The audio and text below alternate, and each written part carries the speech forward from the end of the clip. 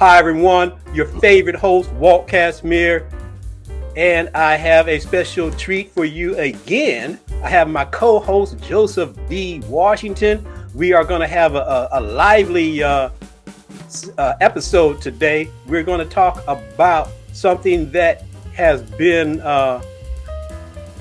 forefront on everyone's mind across the world, not just here in the United States, but across the world. Of course, we're talking about the pandemic.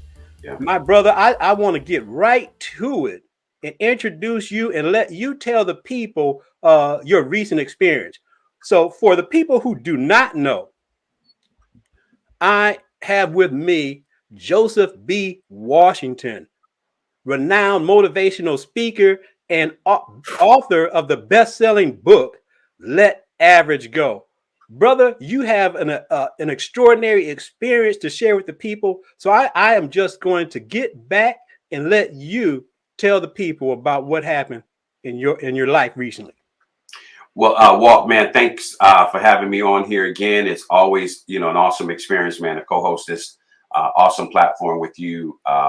And so, February 10th, it was. My wife and I both came down with COVID. And it was really, at the time was really no big deal. We had minor symptoms. And as the days went on, her symptoms pretty much stayed mild, whatever, she dealt with the basic stuff that you deal with COVID. However, on the 19th of February, my respiratory began to shut down. And throughout the night, I just found my breathing just being harder and harder and harder and harder to breathe. And so that Saturday morning, my wife rushed me to the emergency room. They admitted me into the hospital, finding that my respiratory has shut down as a byproduct of having COVID. And then some other things that came along with that. The experience of COVID and what I experienced in being in the hospital for 5 days was pretty major for me, because more than the symptoms, Walt, was the psychological stuff that came along with that, the loneliness that came along with that, because immediately when they admitted me into the hospital, they told my wife she had to leave, because as you know, with COVID patients, nobody can be around them. And so that was major. That was major both for Wendy and both major for myself. So now I'm sitting in a hospital room by myself, can barely breathe, on a respiratory machine and trying to get my breath back. Okay. And so it really became a psychological thing, man. It just, fear came in. I'm getting anxiety. I mean, just a whole 9 yards, man. It was crazy from that perspective. Now that is incredible in itself. Now I want to back up for just a minute and make sure that I have the facts right now, because we saw each other just before that, maybe a week or less, and you told me that you guys were both vaccinated, right? Exactly. You were vaccinated, and did you have the booster? No. I was not vaccinated. Oh, okay. I thought you were vaccinated and then you still caught it. So I was going to ask. I was in the process of getting vaccinated. Okay. And it never, just one thing led to another. So I was not vaccinated. Okay, so people, there you have it. It is up for debate, but in this particular case, a seasoned man wasn't vaccinated. He's high risk. He's exposed to a lot of people, and then he ended up catching COVID. Now, did they ever tell you like exactly which variant you had, or they just got to business at hand? They just got to the business at hand. I mean, they recognized, okay, this guy's got COVID. It's major. His respiratory is shutting down. We've got to immediately get him into a room, get him on oxygen, which they had me down in the emergency room on oxygen. But they immediately, the emergency doctor was very clear that you're about to be admitted. You're not going back home. And so for me, that was pretty major, right? I thought I'd go in there, they do what they do, and I get to go home. But that wasn't the case at all, Walt. So you were never on a ventilator, but aggressive respiratory therapy treatment. Absolutely. Yeah. The ventilator was next had they not been able to get my levels down, because when you go in, It's like the levels of oxygen on this machine they have is from 1 to 14. So if you go in there into that hospital and your levels is anywhere like 11, 12, 13, 14, you're not going back home. They make that clear. Mine was at a 7, 8. So it could have went either way, man. It could have went either way. So they were very aggressive. Yeah. And getting those levels down. And so I had, IVs and, the whole works, man, round the clock blood work, people coming in the house, coming in my room, taking blood, and, it's just one thing after another. You're talking about not getting any rest in there because I was constantly doing stuff, or they were poking on me, or, whatever the case may be. So they were very aggressive in getting that level down so that it wouldn't go higher. And I wouldn't go into that place where I would have to get a stent or had to, get on where it would be much worse. So, we were finally able to get that down after 5 days. 5 days you were in the hospital by yourself, I might add. By myself, no wife, no visitors. There was times and I felt like, because I would look at the levels, and there was times when I would see it go up, like 7, then it hit 8, then it go back down to 7, so just looking at that thing just brought so much anxiety, man. And again, the nurses are doing the best that they can. But we got a floor, filled with people with COVID. Right. And so I'm just one of many. So most of the time I'm in there by myself. I could see my wife through Facebook, but FaceTime, but it just wasn't the same, man. It just wasn't the same. And you were isolated. Now, was there any visitation? Was there any chaplains, social workers, anyone to come speak to you and at least give you some psychosocial support? None whatsoever. Nope. And then, unfortunately, like I said, I had my main doctor, was awesome. He said, Mr. Washington, I'm gonna get you home. I remember being in the emergency room and them asking me, if we have to resuscitate you, do you want us to do that? And I'm like, I'm okay, right? And I remember the emergency doctor saying, well, we hope so. And I'm just thinking to myself, lie to me. You know what I'm saying? Tell me a lie. Tell me I'm gonna be just fine. So once I got up in my room, like I said, the nurses came in there, they try to, tell you whatever they need to tell you. I had a couple of great nurses that just, let me know what to do, how to do it, because they see this every single day. But, like I said, no visitation of anybody that can encourage me or to say, it's going to be okay. Let's pray, let's do whatever. So I'm left in my own mind. I'm left to my own self, having never experienced this before. I'm left to just think, in my own head, what I want to think. And I made up so many crazy things in my head, that I'm like, gonna die, this is it. I remember my wife, hit me on the phone, and we trying to, go FaceTime. I didn't even take her call, man. I didn't know if this was it, and I didn't want to speak to her. And that was affecting her because she's like, why are you not picking up? I remember a couple of times my son calling me and just simply saying, Daddy, get out of it, man. Get up, man. Don't go into no fear. Don't get that, man. Get up. So that helped me, in terms of just sort of waking myself up.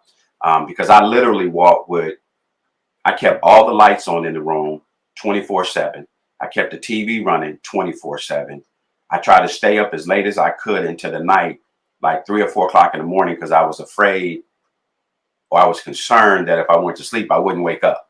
So I thought if I just stayed up, that would help me. Of course, I ended up going to sleep, and of course, I ended up waking up. But, all this stuff just goes through your head, man.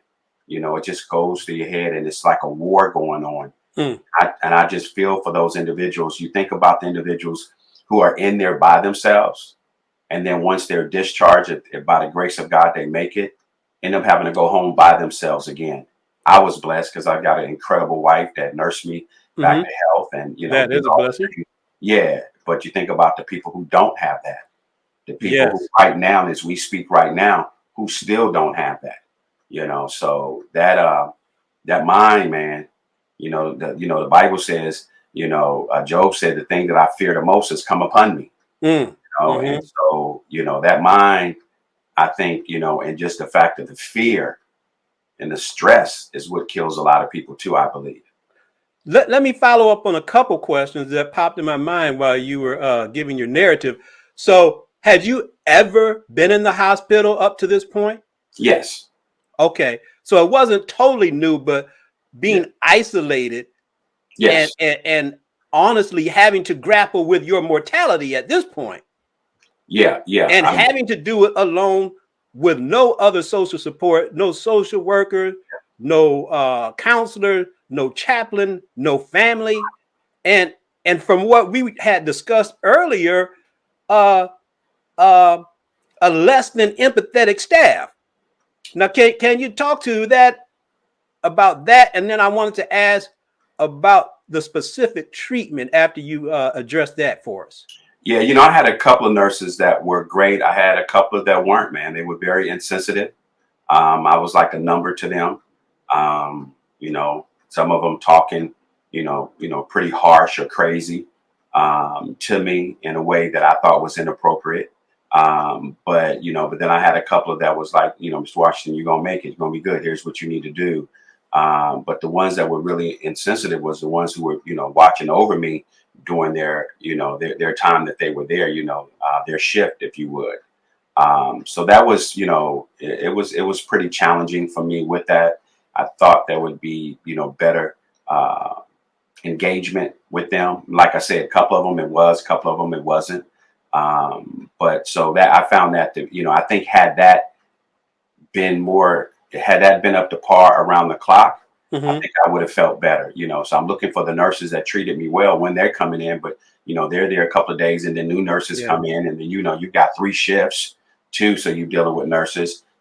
Sometimes I would just see them one time and wouldn't see them no more during the shift at all.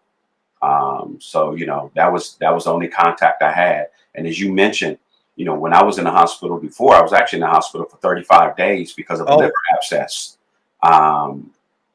That nearly took me out. But by the grace of God, again, I'm here. But again, I had constant companionship of Mm-hmm. people coming in, my mother coming in, so it made that stay a lot easier. This one here was, again, it was just me, bro. I mean, it wasn't nobody else there to tell me, for the most part, it's going to be okay. We're going to get through this. So it was challenging. And I'm so glad that you brought that up. And it's funny how when I asked you about that element of your stay, it immediately resonated with you. And I didn't really think that much of it. I was just curious as to what is the state of the level of care these days, considering we're in a pandemic. There's already a nursing shortage. Nurses are all understaffed, overworked, underpaid, underappreciated, and now you compound that with the pandemic. So I'm not surprised that you found a majority of nurses who were overworked. And I don't care what the public says about, oh, you're a professional. Everyone is a human, and under stressors, you are not going to be functioning at your optimum. I'm glad that you did have at least a couple that showed some empathy and helped you probably as much as the actual medication. Yeah. I'm so glad about that because we are a integrated soul. I mean, we have a mind, a body, a spirit, a soul, and it's all interweaved together. And the state of your mental and your psychological well-being, your spiritual well-being, most definitely impacts your immune system. Yeah. And I wanted to say this too, Walt, Yeah. in fairness, because the 35 days I was in the hospital with the liver abscess, this was in 1993. Okay. So there was no pandemic. Nothing was going on. I had the best nurses in the world in those 35 days I was there. I mean, the whole staff was incredible. But you got to realize there was no pandemic. They weren't dealing with, a pandemic themselves. So let's move it up to, 2020, 2019, whenever COVID came. You got to realize a lot of these nurses, like you said, are stressed out. Many of them have had COVID themselves, right? Many of them have at home family members that have COVID. Then they've got to come to the hospital with people who have COVID. So it's a lot of stress. Nobody was nasty to me or I think they were just, like you said, overworked and just trying to make it through the shift themselves. But it was a couple of them that just went beyond that, who had COVID. One of the nurses had COVID herself, and had to deal with it. But she was very sympathetic. She was very caring. So I think it just depends on who it is. But I want to make sure I bring balance to this conversation, and that a lot of those nurses and the caretakers that were taking care of me, they're dealing with a pandemic, and they're dealing with their own issues at home. And again, some of them had COVID themselves. And so totally different than 1993, man. Sure, for sure. None of that. So I just wanted to make that clear. Now, you were not in ICU, correct? No, I was not in ICU. So you were on a regular floor. And so to make it a little bit clear for the people who may not have a idea of what it's like in the hospital, in an ICU, a nurse would have 2, maybe 3 patients. So she could devote a little bit more attention to those patients, even though she's doing a lot more work. Now, they say ICU for intensive care unit, but no one really makes it clear that it should stand for intensive work unit. Yeah. It's not just that the nurse has that much more time to be there for that 1 or 2 patients. It means the nurse is working that hard. The hospital is not being benevolent by any means. But you were on a regular floor, so the nurse probably had 15 or 20 patients. Exactly. That she had to administer medications to 2-3 times a day. Yep. Talk to all of their different doctors, get orders, get labs. If people may not really have an appreciation for the workflow of the average RN, but they're not giving that money away. Nurses work very hard. Yes, they do. For the audience that doesn't know, I am a retired nurse. I did 25 years. I did 30 years in healthcare altogether, and it is hard work. Yeah. Nurses should get paid 2, 3, 4 times what they get paid, or at least a percentage of what doctors get paid. Now, that's a whole nother topic. I have to do that on another episode, but they're overworked, believe me. But it was indeed a blessing that you did experience some that, even though they were overworked, they made it a point to be empathetic. Yes. And to help you with that aspect of your care.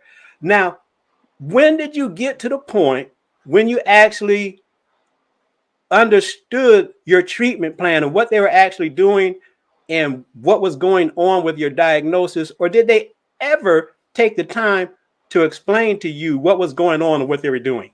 Nobody really explained to me what was going on and what they were doing. So I really can't answer that question. I knew that I was hooked up to 2 different type of IVs that was pumping into me. One of them specifically was dealing with, arresting or getting rid of the COVID. And I have no idea what the other one was for. But whatever was in it, it worked. But nobody ever just sat down with me and said, this is what's going on. This is the deal, Mr. Washington, yada, yada, yada. That never happened. All I knew is I had COVID and I'm trying to get rid of it.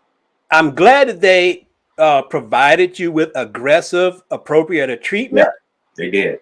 But actually, in the technical world, in the medical legal world, they were supposed to inform you. You were supposed to give an informed consent to the doctor's assessment of your situation, of your consent, informed consent of the plan of treatment.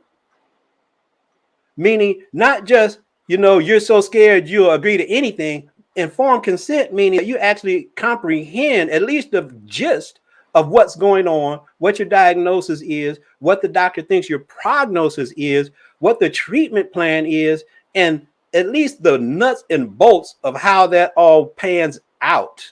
That is informed consent. And that is what health literacy is all about. We'll talk about that on another episode.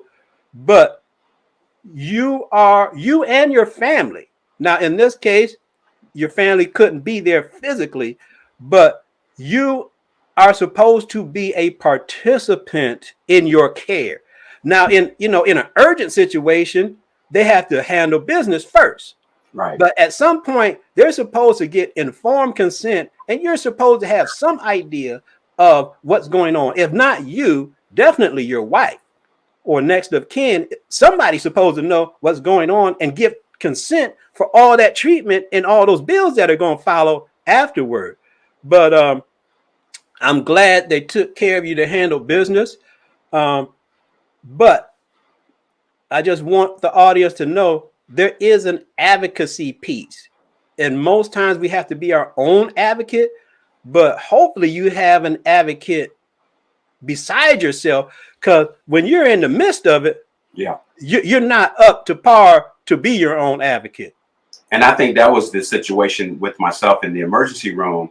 I think that that's what they were doing, telling me, hey, this is what we're doing, yada, yada, yada. But you really don't hear that, Right. because now they're, hooking you up with stuff, and oxygen tanks are coming in there, and da, da, da, da, da, da. They're asking me to sign this. And so I sign it, but not really knowing what I'm signing, as you just mentioned. Excuse me. So, brother, you talked about how it felt physically. Just give us a recap of like physically how it felt, and a recap of what was going on emotionally, to try to give people who haven't experienced this, try to give them a peer into the world of being a COVID survivor. Yeah, I think for me, like I said, my wife had the COVID too, but she had milder symptoms. But I think when you're fighting for your breath and you're fighting for air, now you're talking about a whole different type of experience. And so for me, it was just major, because I can't breathe, and I can't, I could breathe without the oxygen, but at a very low point, which made it necessary for me to have the oxygen, right? And so it was that aspect of trying to regain my respiratory, but at the same time, the all the shots, the needles, and folk missing veins. They're trying to get veins and have to take it out and do it again. It was just ongoing. It was crazy. But then here comes the psychological part. Am I going to die? Is this it?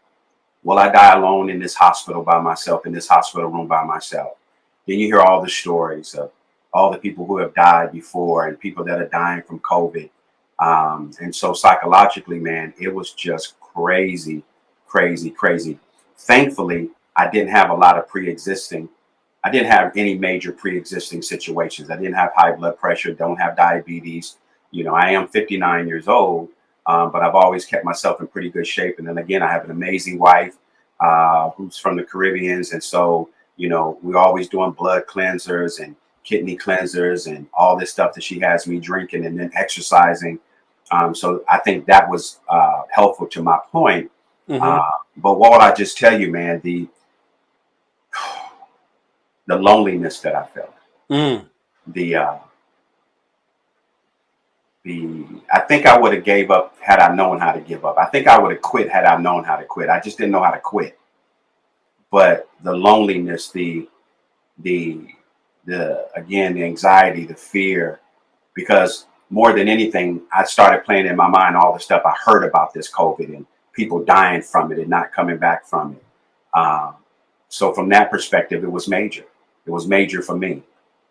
And then, we've had people that was in there who did not make it back home. We're on those levels, 11, 12, 13, 14, so now they've got to call these folks family and tell them, hey, we've got a decision to make. So I'm here by the grace of God, brother. Mm-hmm. And I thank God for that. But now I've got to tell the world, and we've got to create a support system for individuals who don't have a family like I do, a support system of people right now who are still dealing with the challenges of COVID, maybe that COVID fog, maybe memory loss, whatever it may be. And so, I'm excited about what you and I are about to endeavor to embark upon. Super excited about that. But this is something that I will share and live with the rest of my life to help people through this. And I tell you, and I'll let you chime in here. One of the things that I think that a lot of people who have had COVID, especially, when you got to go to the hospital, is this one question: will I get it again? Mm. Will I get it again? Because I know people who've had it twice. I know people who've had it 3 times, right? They've always been mild.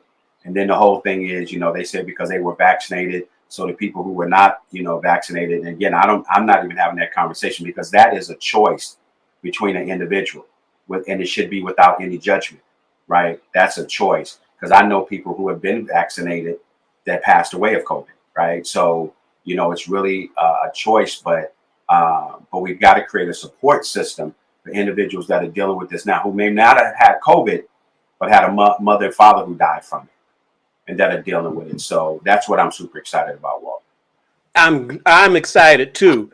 So that was a good segue, and I want you to go ahead and tell the people about this new initiative that you've been inspired with, because there is aftermath that people are dealing with. Yeah, man. Go ahead and tell the people what you have in store for them. Well, what we are going to do. Yeah, after talking with you and the incredible credentials that you bring to the table from the from the medical side of it, and then our friendship and I know your love for people and your care for people, but your academia, your smartness, all that stuff you bring to the table, which I don't have, but now I have the experience. And talking to you, I said, hey, Walt, let's create a support club. Let's create a support group that we can help people around the country where we can do conferences and seminars, and we can talk about it both from the medical side and from the actual real side of this thing. And so with that, I sat down and I thought of the name. And so we're actually going to be starting the COVID Gladiator Club. And people will be able to join the COVID Gladiator Club. And in many ways, in terms of just, as a supporter or somebody who's had COVID and they're dealing with issues. But this club is going to be for individuals who are still fighting through COVID, who know people who passed away from COVID, who still need, mental care, at this point. So I'm excited about the COVID Gladiator Club and what we're going to be able to do. I've got great responses from people that I've talked to personally that saying, hey, I'm on board. Let me know what I need to do. We're going to be going to churches and sharing this with, church groups and pastors and individuals around the country. So I'm super excited about that. Well, brother, I'm excited. I'm glad that you are healed. I celebrate with you. I embrace you. I give you your flowers now. Brother, we all love you, and we love the work you do, what's going to be done. So people, there you have it. Joseph B. Washington, international speaker and author of Let Average Go. Yours truly, Walt Kasmir, counselor in residence. We are launching the COVID Gladiators Club to support you. Yep. Contact information will be in the description below the video, as well as the description in the podcast. You can get the podcast on your podcast streaming platforms. It will be coming out shortly. So probably by the time you see this on YouTube, it will also be available on your podcast. People, we need you to watch these videos in their entirety. We are not here with clickbait. We're not here gossiping. We are having critical conversations. Yes. We are here about empowering the people and bringing compassion to the people.